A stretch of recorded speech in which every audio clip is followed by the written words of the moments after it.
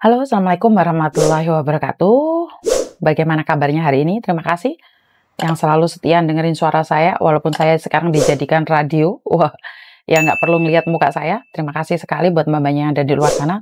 Dan saya minta maaf buat mbak-mbaknya yang SMS saya tidak kebales, yang inbox tidak kebales, yang DM juga nggak kebales. Saya minta maaf karena dari penuhnya SMS dari 2 HP saya ini full.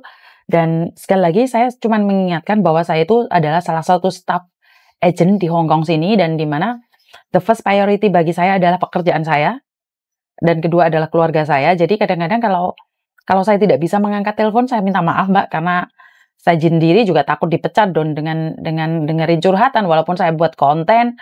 Kan ini adalah sampingan saja. Jadi saya tidak ingin menerima resiko karena saya kebanyakan konten sampai saya kehilangan pekerjaan saya. Sama dengan kalian semua ya, yang juga konten juga. Jadi kalian tidak ingin dong kehilangan pekerjaan karena kita beratin konten. Jadi buat mbak-mbaknya yang di luar sana, yang kadang telepon tidak saya angkat itu karena sambil tak sambil kerja Mbak. Jadi sambil tak sambil kerja. Jadi curhatan ini adalah kerjaan sambilan saya mendengarkan curhatan kalian untuk berbagi cerita. Berkali-kali banyak yang mengatakan bahwa saya itu penyebar aib. Kadang ngeluh aku Mbak, dibilangin penyebar aib ya. Sebenarnya aib yang mana sih yang kalian coba katakan sama saya? Dia itu menceritakan keadaan dia. Dia cuma ingin didengarkan, dan mungkin karena saya rekam suaranya dan suatu saat itu menjadi reference buat dia sendiri, bahwa suatu saat dia akan bisa lebih baik lagi gitu loh. Jadi saya selalu bilang bahwa jangan terlalu menghakimin orang lain. Kenapa sih tiap orang yang curhat saya itu tidak pernah memotong kata-katanya?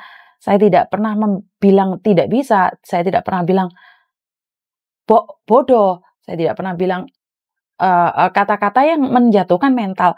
Karena di sini dia itu butuh orang untuk mendengarkan curhatan dia. Jadi bukan, saya tidak bisa menghakimi dia apa yang terjadi sama dia. Dan buat mbak-mbaknya yang di luar sana juga ya harus sabar. Kalau telepon saya ya nggak diangkat ya sabar Mbak. Kadang-kadang kalau saat ini saya menunggu telepon tuh nggak ada satupun telepon masuk. Tapi sekali telepon masuk itu ada 5, 6 itu barengan telepon masuk. Jadi saya tidak tahu, karena sampean nggak ada waktu, mungkin saya juga nggak ada waktu, giliran saya ada waktu, sampean nggak ada waktu, giliran sampean ada waktu, aku nggak ada waktu. Jadi curhatan kita nggak jelas gitu loh. Dan di sini saya ingin fokus buat satu orang benar-benar sampai tuntas gitu loh. Kalau kemarin-kemarin kan berapa menit saya belum selesai, ada telepon lagi, ada telepon lagi. Jadi saya akan mencoba untuk fokus pada satu, tapi saya sambil kerja.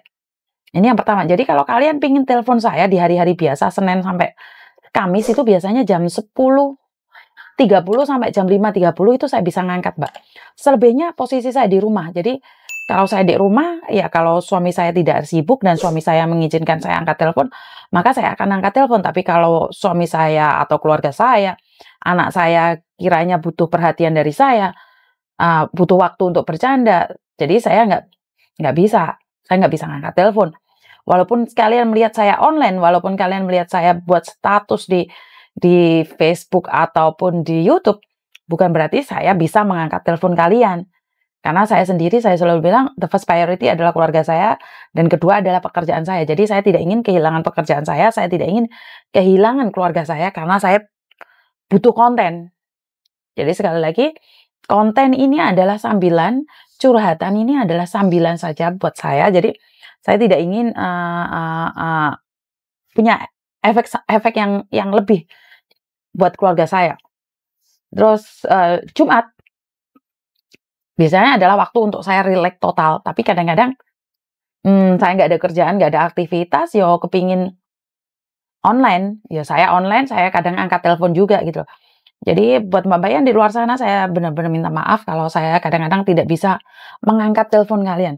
Dan khususnya buat yang ada di Indonesia, sekali lagi yang buat ada di Indonesia adalah yang menangani Indonesia pribadi bukan saya. Jadi saya akan berikan nomornya Pak Sandro.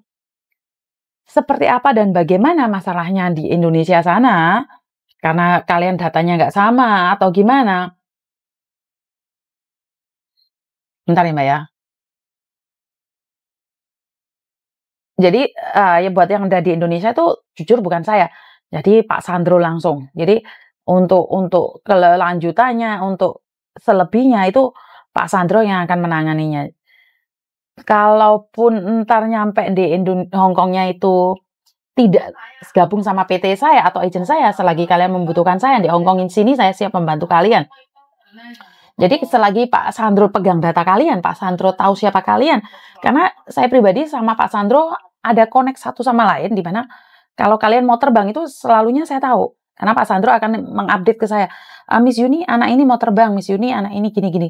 Jadi saya selalu update. Jadi mungkin saya tidak secara langsung berbicara dengan kalian, tapi saya akan tetap mepet kalian, di mana khususnya dari Indonesia tuh saya tidak ingin kalian tuh kena denda 10.000 itu, Mbak. Itu yang sangat saya tidak inginkan dari kalian. Kenapa saya sangat berhati-hati sekali buat yang dari Indonesia, untuk lebih fokus ke anak-anak yang di Indonesia dengan mengisi formulir yang harus diisi dan plus swab test. Jadi swab testnya itu tidak bisa disepelekan ya. Kalau kita menyepelekan itu, kita sendiri yang akan ketakutan.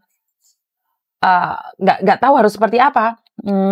Kita memang harus fokus pada anak-anak yang baru dari Indonesia untuk datang ke sini agar melakukan swab test. Sekali lagi, kurang lebihnya seperti itu. Yang pengen curhat, sabar ya Mbak ya. Karena hanya kesabaran aja yang bisa membuat kalian tetap tegar berdiri. Kalau kalian hari ini aja nggak sabar, terus gimana? Pesan saya, jangan mudah putus asa.